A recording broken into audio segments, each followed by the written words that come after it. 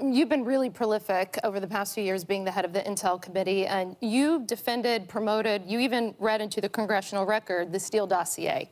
And we know last week the main source of the dossier was indicted by the FBI for lying about most of the key claims in that dossier.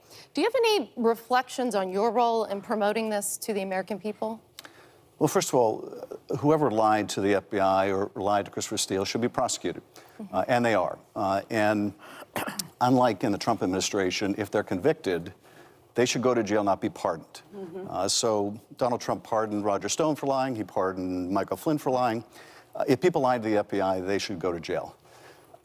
But at the beginning of the Russia investigation, I said that any allegations should be investigated. We couldn't have known, for example, people were lying to Christopher Steele. So it was proper to investigate them. And let's not forget what we learned in that investigation. We learned that the Trump campaign chairman, Paul Manafort, was giving internal polling data, campaign polling data, to Russian intelligence while Russian intelligence was helping the Trump campaign. And to be clear, he was fired halfway through the campaign.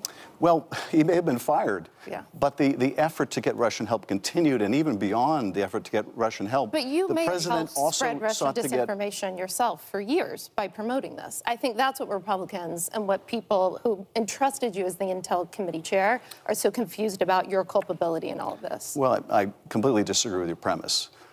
It's one thing to say allegations should be investigated, and they were.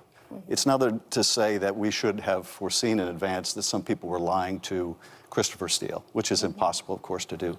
But let's not use that as a smokescreen to somehow shield Donald Trump's culpability for inviting Russia to help him in the election, which they did, for trying to coerce Ukraine into helping him in the next election, which he did, into inciting an insurrection, which he did.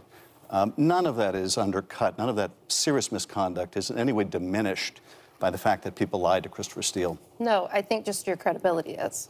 Well, I think the credibility of your question is in doubt.